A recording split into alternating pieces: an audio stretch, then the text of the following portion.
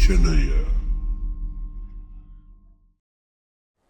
අද අපි කතා කරන්න යන්නේ කෝසල ජනපදයේ පිහිටා තිබූ සැවැත් නුවර හෙවත් ශ්‍රාවස්ති පුර සම්බන්ධව අප කළ ගවේෂණයෙන් ලබාගත් තොරතුරු සහ සැවැත් නුවර විශාඛා උපාසිකාව විසින් ඉදිකළ පූර්වාරාමය පිළිබඳව ගවේෂණයෙන් ලබාගත් තොරතුරු සම්බන්ධව මයුරපාද පරිවේනාධිපති බුද්ධ පුත්‍රයන් වහන්සේ විසින් රචනා කරන ලද පූජාවලිය මුල් කෘතිය ආධාරයෙන් පණ්ඩිත කිරියැල්ලේ ඥානවිමල නාහිමියන් විසින් සංස්කරණය කොට මුද්‍රණය කරපු ග්‍රන්ථයේ 337 වන පිටුවේ ශ්‍රාවස්ති පුරය පිළිබඳව මෙන්න මේ වගේ සඳහනක් තියෙනවා.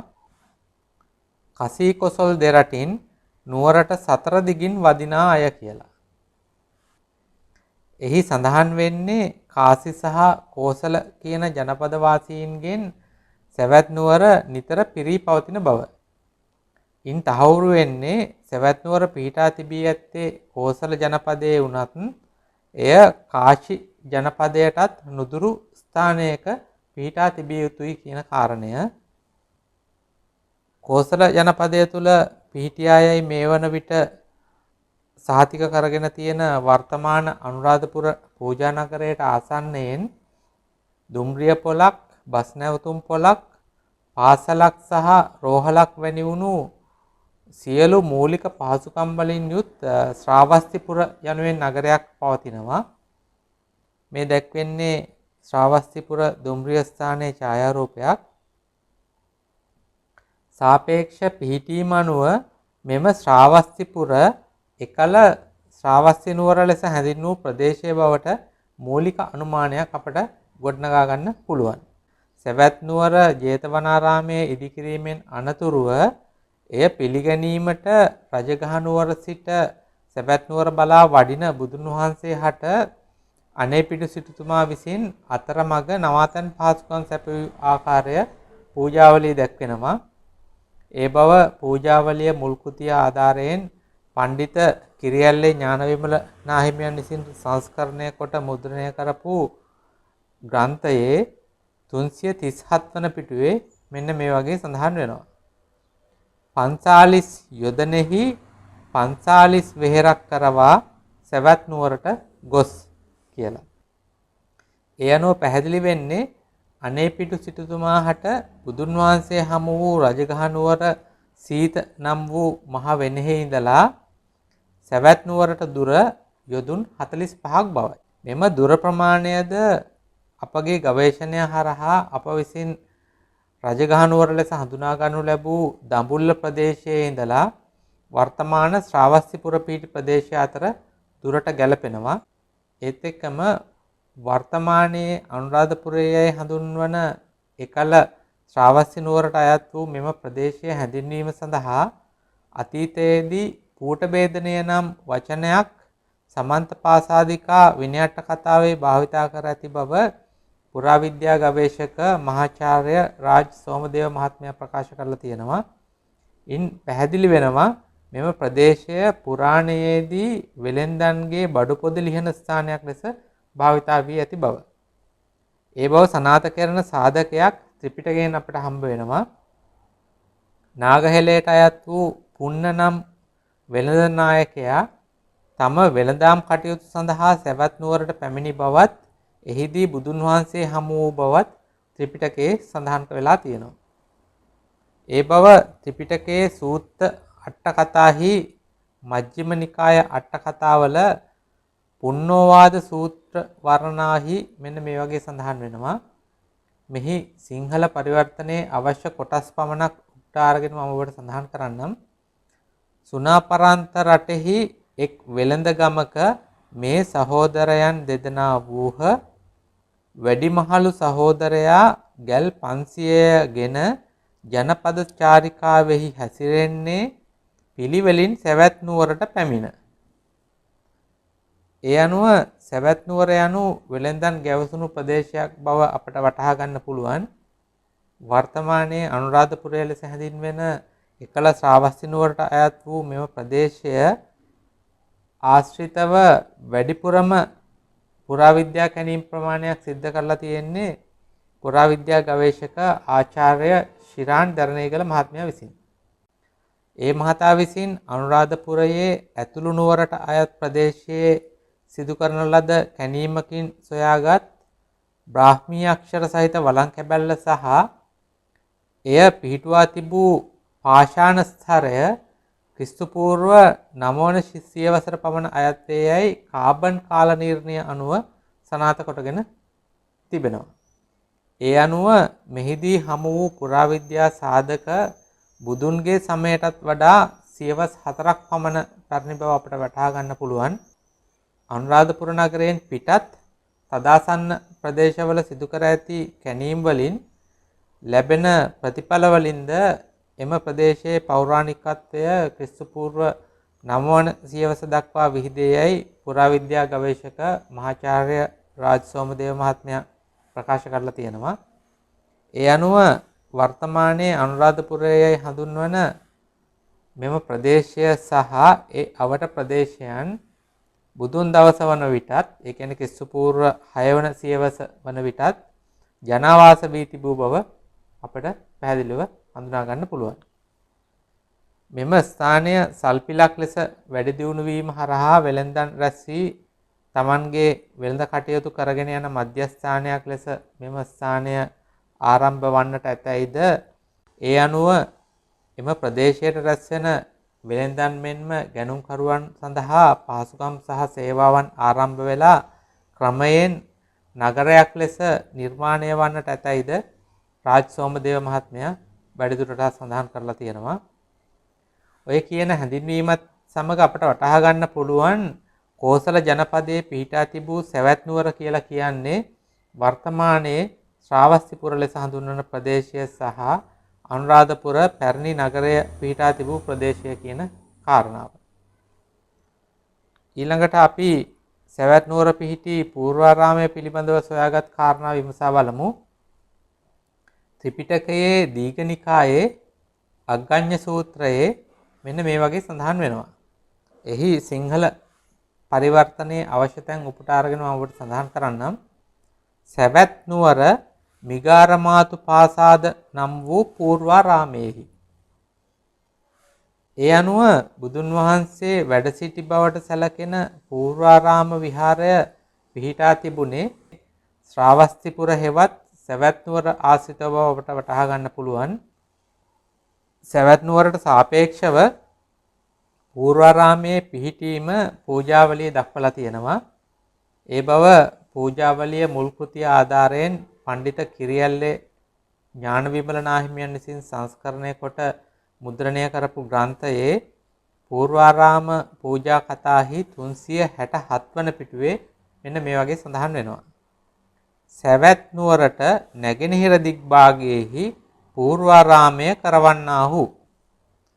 ඒ අනුව පූර්වාරාමය පිහිටා තිබිය යුත්තේ සවැත් නුවර හෙවත් අනුරාධපුර පැරණි නටබුන් නගරයට නැගෙනහිර දිශාවෙන්. වර්ෂ 1963 දී නිකුත් කරපු රාජකීය ආසියාතික සංගමයේ ලංකාවට අදාළ සංග්‍රහයේ ඒ සංග්‍රහව අපි නම් කරනවා ඉංග්‍රීසියෙන් Journal of the Ceylon Branch of the Royal Asiatic Society කියලා. එම සංග්‍රහයේ C.W. නිකලස් මහතා විසින් රචනා කරපු Historical Topography of Ancient and Medieval Ceylon නැමැති වාර්තාවේ 144 වන පිටුවේ මෙන්න මේ වගේ දක්වලා තියෙනවා.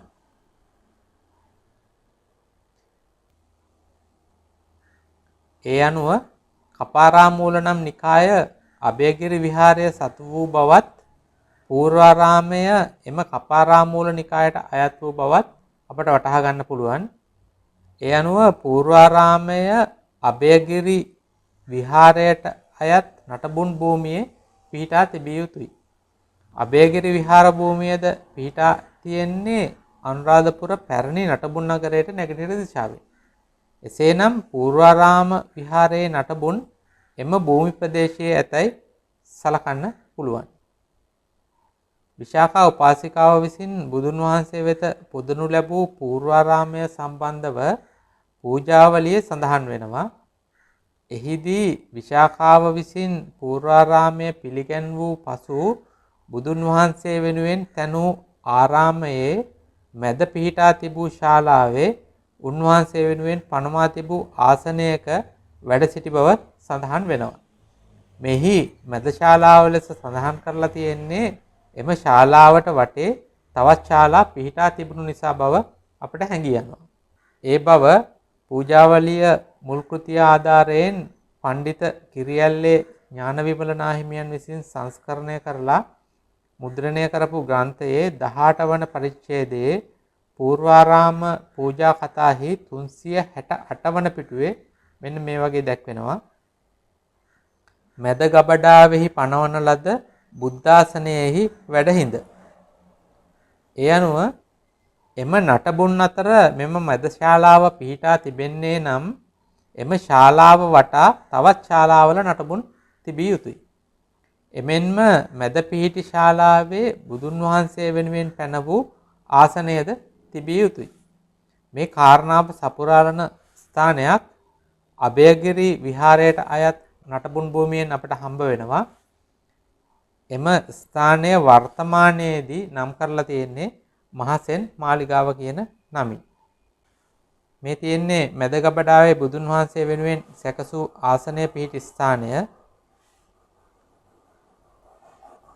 මෙම ගබඩාවේ සිව්කොන්හි තවත් ගබඩා 4ක් පිහිටලා තියෙනවා. මැද ගබඩාවට මුහුණලා සිටගත් විට ඉදිරිපස දකුණු පැත්තේ ඇති ගබඩාවේ නටබුන් තමයි මේ දිස් වෙන්නේ.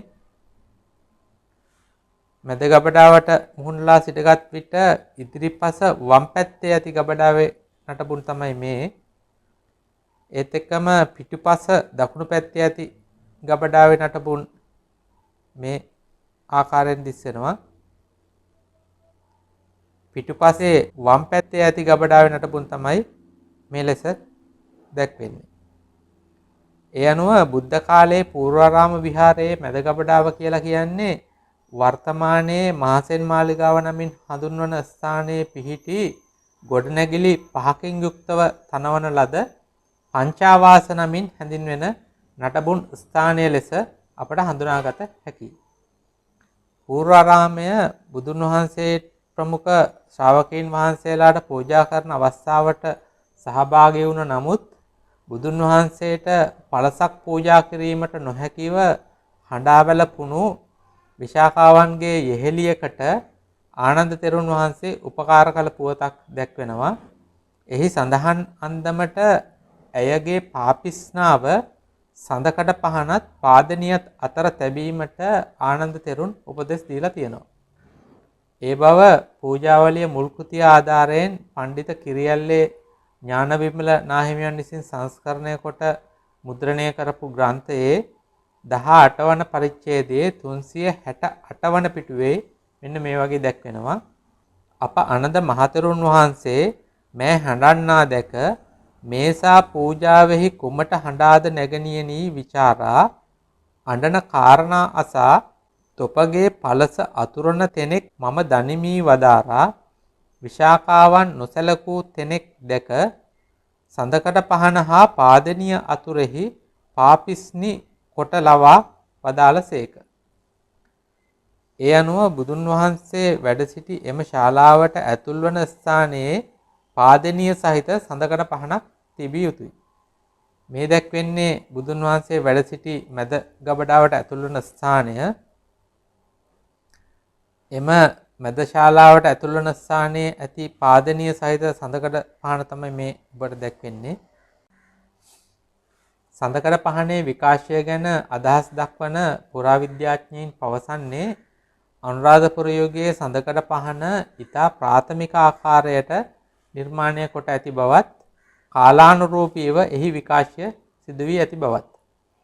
නමුත් මෙම ස්ථානයේ පිහිටා ඇති මෙම සඳකඩ පහන අධ්‍යයනය කිරීමේදී වැටහෙන්නේ මේ ඉතා විසිතුරු ලෙස කැටයම් කොට ඇති අගනා කලා නිර්මාණයක් බව. මෙම සඳකඩ පහන කැටයම් නොමැතිව ප්‍රාථමික සඳකඩ පහන් නිර්මාණය කොට ඇති අනුරාධපුර යුගයට අයත් නොවන බවත් දියුණු ශිෂ්ටාචාරයකට අයත් නිර්මාණයක් බවත් පහසුවෙන් වටහා ගන්න පුළුවන්.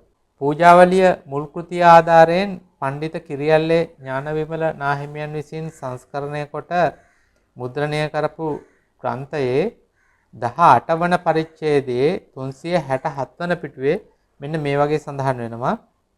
යල දහසක් පා පිහිටුවා දෙමාල් මාලිගාවක් කොට කරවා යටිමාලයේහි 500ක් ගබඩාය මතුමාලයේහි 100ක් ගබඩායයි විසිතුරු වූ 10ක් ගබඩා නිමවා.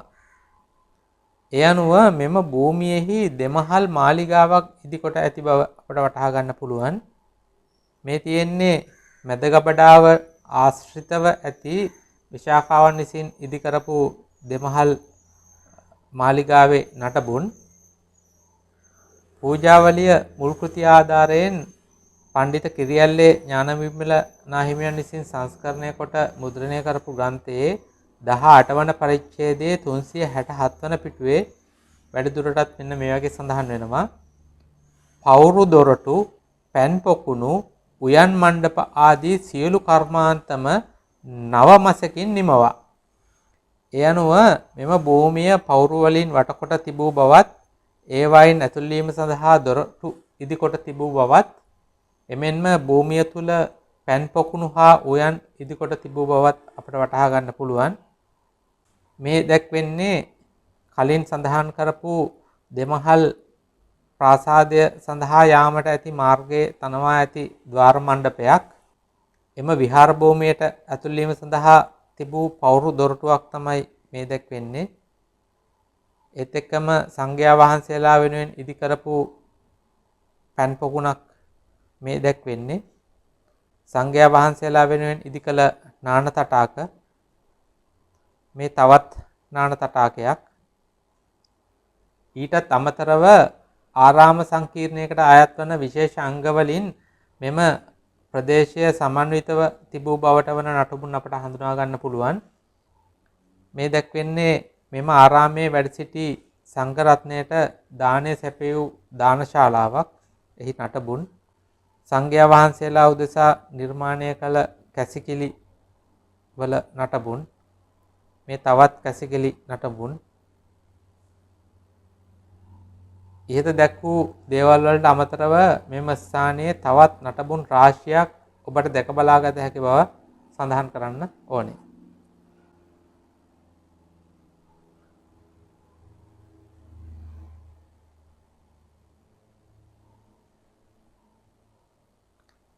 අවසාන වශයෙන් සඳහන් කරන්න ඕනේ මේ කාරණය පිළිබඳව මුලින්ම ගවේෂණය කොට හෙළි කරලා තියෙන්නේ මූකලන් ගමුවේ පඤ්ඤානන්ද ස්වාමින් වහන්සේ විසින් කියන කාරණය.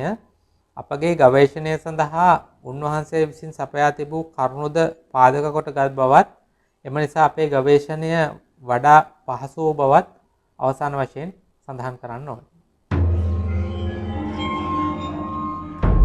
ගවේෂණය